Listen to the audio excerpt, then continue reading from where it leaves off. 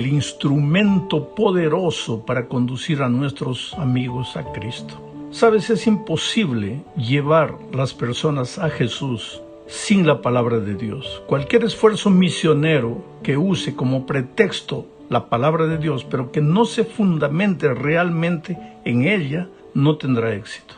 Lo que digamos será apenas un discurso humano, palabras humanas. Palabras humanas no transforman vidas, no tocan el corazón.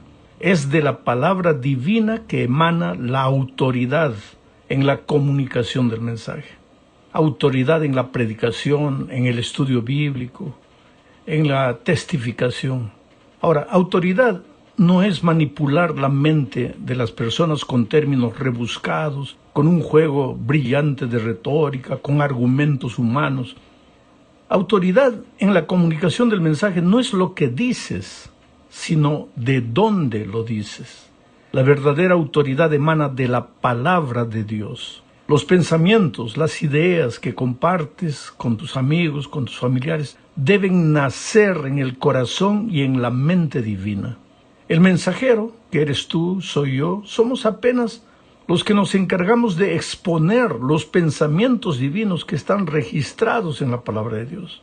El propio Señor Jesucristo dijo en Juan 14:10 lo siguiente: las palabras que yo les hablo, no las hablo por mi propia cuenta, sino que el Padre que vive en mí es quien hace las obras. ¿Y cuál era el resultado de no hablar sus palabras, sino las palabras del Padre? Mateo 7:28 responde: cuando Jesús terminó de hablar, la gente se admiraba de su enseñanza, porque les enseñaba como quien tiene autoridad y no como los escribas. Ahora, recuérdate que los escribas conocían perfectamente la palabra de Dios y no tenían autoridad. ¿Por qué? Porque una cosa es la teoría de la palabra de Dios, una cosa es lo que está escrito apenas, y otra cosa es tener un encuentro personal con la palabra de Dios. El Padre vivía en el Hijo, por eso Él hablaba con autoridad. Ahora, percibe esto. Jesús, siendo la propia palabra viviente, no hablaba por sí mismo. Las palabras que yo les hablo, no las hablo por mí mismo, dijo. Y con esta declaración Él estableció el fundamento en la testificación cristiana. La palabra de Dios es simbolizada en la Biblia de muchas maneras. En el Salmo 119, 105, la palabra de Dios es una antorcha que ilumina el sendero para que los pies no tropiecen. Es una lámpara que brilla en la oscuridad. Si tú fundamentas tu vida y tus enseñanzas en la palabra de Dios, nunca vas a enseñar lo que está equivocado. Ahora, ¿cómo hay personas que toman la palabra de Dios y usan cosas completamente equivocadas? Porque toman la letra. No han tenido un encuentro personal con la palabra viviente que es Cristo. En Jeremías 23:29, la palabra es fuego, fuego que consume, fuego que purifica, y es martillo, martillo que destroza cualquier argumento, cualquier dificultad que aparezca en el camino. En Lucas 8:11, la palabra es la buena semilla, que plantada más tarde o más temprano produce frutos para vida eterna. En Mateo 4:4, la palabra es el pan que alimenta el alma. El pan. Nadie puede vivir sin alimentación. ¿Cómo puede el ser humano vivir sin la palabra de Dios? Bueno, en la segunda parte de este estudio hablaremos del poder creador de la palabra de Dios. La palabra de Dios no se reduce a un sonido fonético, ni siquiera a un mensaje escrito en forma de Biblia. En el idioma hebreo, la palabra, la expresión palabra es dabar. El dabar de Dios es su poder que va al encuentro de la tierra y del ser humano en forma de palabra, el dabar de Dios. El profeta Isaías expresa esta idea de forma elocuente en Isaías 55, 10 y 11. Voy a leer. Así como la lluvia y la nieve caen de los cielos y no vuelven allá, sino que riegan la tierra y la hacen germinar y producir, con lo que dan semilla para el que siembra y pan para el que come, Así también mi palabra, cuando sale de mi boca, no vuelve a mí vacía, sino que hace todo lo que yo quiero y tiene éxito en todo aquello para lo cual la envié. Te explico un poco. La lluvia cae del cielo, cumple su misión en la tierra, regando la tierra, dando semilla al que siembra, pan al que come. Y después se evapora y vuelve al cielo. Pero la lluvia no vuelve al cielo sin haber cumplido su misión en la tierra. Así es el dabar de Dios, la palabra de Dios. Cuando sale de la boca de Dios, no regresa sin haber cumplido su misión. En este texto de Isaías que acabo de leer, la palabra realiza todo lo que Dios quiere. Dice, mi palabra cuando sale de mi boca no vuelve a mí vacía, sino que hace todo lo que yo quiero y tiene éxito en todo aquello para lo cual la envié. Entendamos esto. Nada existía. El Señor habló, la palabra salió, y el poder de su palabra trajo a la existencia todo lo que existe. Eso le llaman los teólogos creación ex nihilo, o sea, creación de la nada, del vacío, de la no existencia. Ni siquiera el vacío fue capaz de resistir al poder de la palabra de Dios. Juan 1:1-3 dice, en el principio era el verbo. Como el Nuevo Testamento fue escrito en griego, este verbo es la palabra logos en griego, que es un sinónimo del dabar en el Antiguo Testamento. Ambos significan la palabra de Dios. En el principio era el logos, el dabar, el verbo, la palabra de Dios. Y el verbo era con Dios. Y el verbo era Dios. Quiere decir que Dios es su propia palabra. Cuando Él da su palabra, se está dando a sí mismo, te está dando al Espíritu, te está dando al Señor Jesucristo. Continúo leyendo. Este era en el principio con Dios, el verbo, la palabra, el dabar. Todas las cosas por Él fueron hechas. Y sin Él, sin el verbo, sin el dabar, sin la palabra, sin el logos, sin Cristo, nada de lo que ha sido hecho fue hecho. Salmos 19:6-9 dice, con su palabra el Señor hizo los cielos. Todo lo creado lo hizo con un soplo de su boca. El Señor habló y todo fue creado.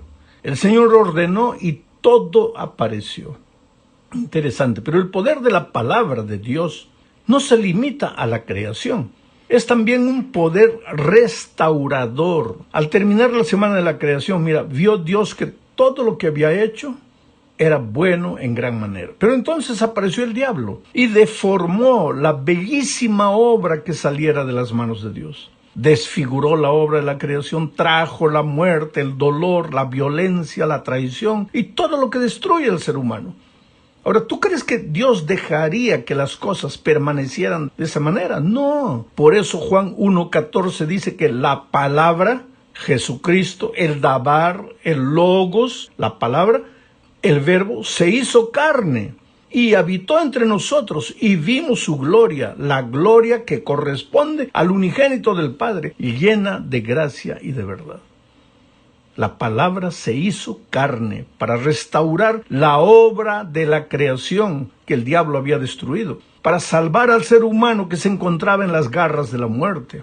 No se trataba de la palabra expresión de ideas, sino de la palabra uno con el Padre y con el Espíritu, en su divinidad. Pero ahora surge una pregunta. ¿Podría una expresión fonética adquirir revestimiento humano? ¿De qué habla Juan al decir que el verbo se hizo carne, la palabra se hizo carne? Está hablando del propio Dios, que se humaniza para alcanzar al ser humano y salvarlo. Y el medio para hacerlo es su palabra, la misma que sería predicada por los mensajeros de Dios a lo largo de la historia. De aquí es que se desprende la idea de que la verdadera comunicación del mensaje, el verdadero estudio bíblico, no es la simple exposición de ideas humanas, sino la exposición de la palabra de Dios. Yo diría más, la exposición del propio Señor Jesucristo.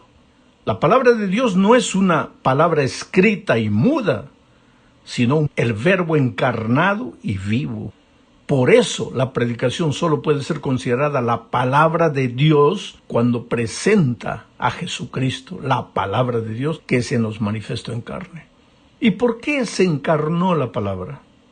El propósito de la encarnación fue la salvación. Jesús, la palabra eterna, no vino a este mundo a realizar un paseo turístico.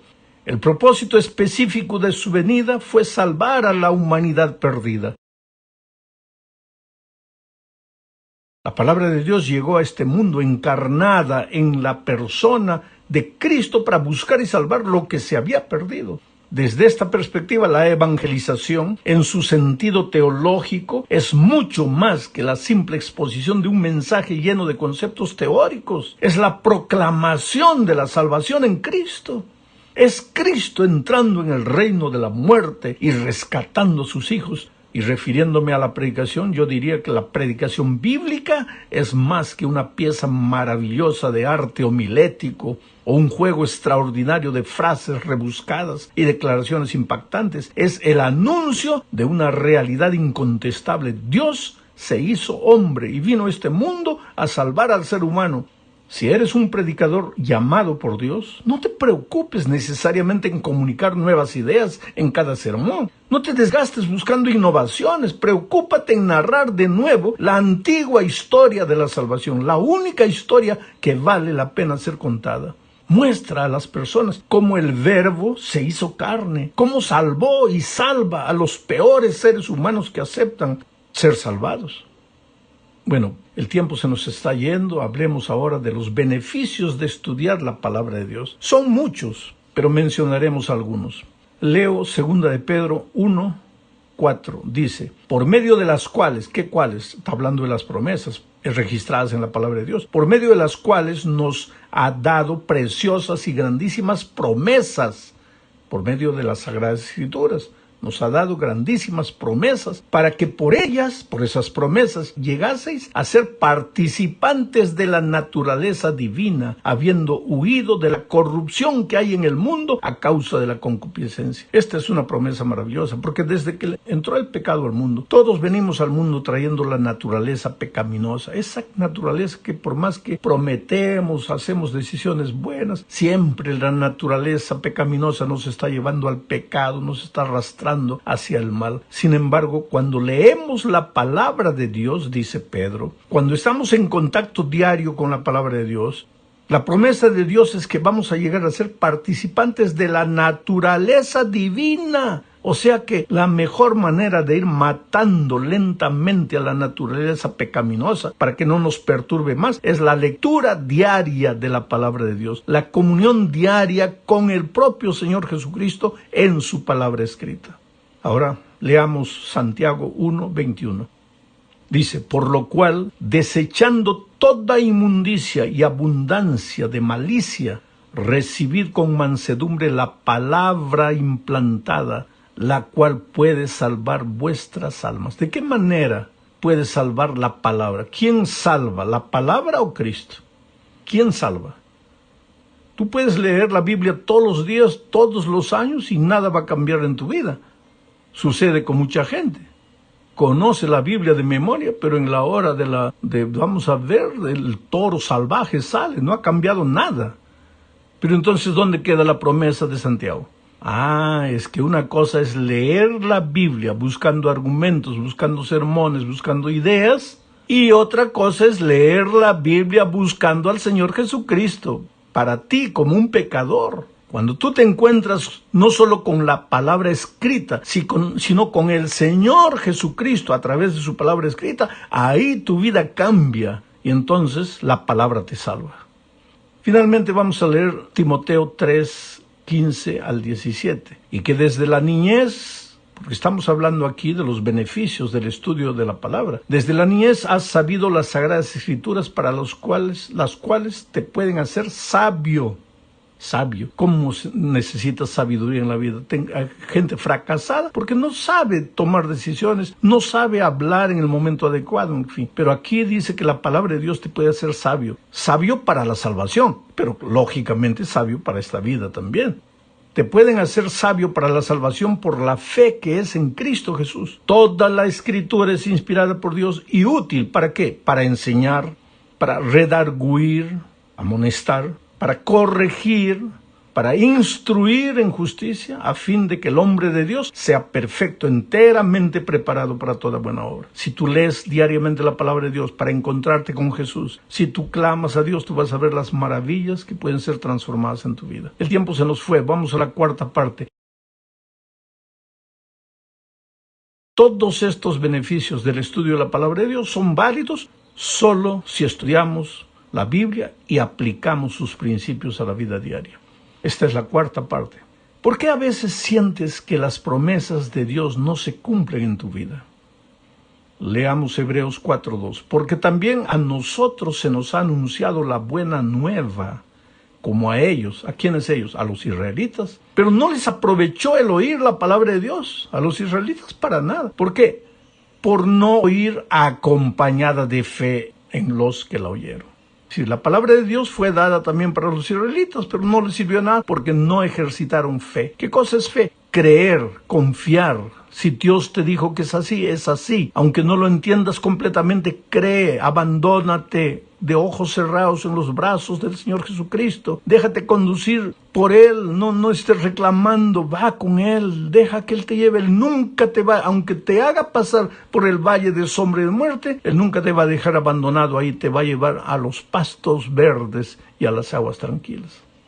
Llegamos al fin de este estudio hablando de compartir la palabra. Te voy a leer un versículo y después lo voy a explicar. Segunda de Reyes 7:9 dice: luego se dijeron el uno al otro: no estamos haciendo bien. Hoy es el día de buena nueva y nosotros callamos. Y si esperamos hasta el amanecer, nos alcanzará nuestra maldad. Vamos pues ahora, entremos y demos la nueva en la casa del rey. Sucede que Samaria había cercado al pueblo de Israel.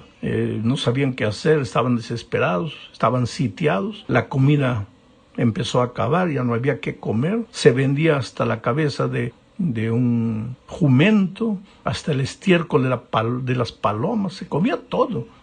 Ya no había qué comer. El pueblo estaba muriendo y el enemigo allá afuera, sitiándolos. Y 4 leprosos que vivían de la misericordia del pueblo, pues ahora que el pueblo estaba comiendo hasta estiércol de paloma, imagínate, los pobres leprosos estaban literalmente muriendo, ya no había ni basura para comer.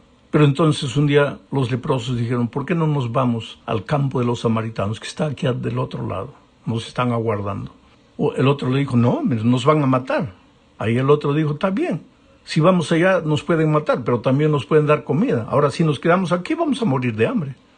Y entonces una noche fueron sigilosamente, y a medida que se fueron acercando se dieron cuenta que el campamento del ejército de Samaria estaba abandonado, porque Dios les había hecho escuchar ruido de caballos y ellos huyeron despavoridos pensando que los israelitas habían pedido ayuda a otro país.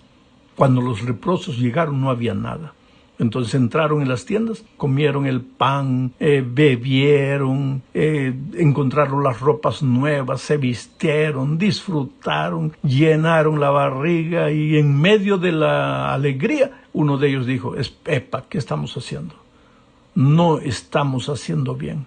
Hoy es día de buena nueva. Aquí al lado nuestros hermanos están muriendo de hambre y nosotros aquí estamos de barriga llena, tranquilos, felices. No. Nosotros estamos callados aquí. Si esperamos hasta que amanezca, nuestra maldad nos va a alcanzar. Vamos pues ahora, entremos y demos la nueva en la casa del rey. Oh querido, nosotros un día encontramos la palabra de Dios. Éramos leprosos, hambrientos, perdidos en la miseria del pecado, pero un día encontramos la palabra de Dios, el pan que satisface, el agua que limpia, que cura, que lava. Y ya salimos, ya fuimos a buscar a los que están muriendo sin esperanza.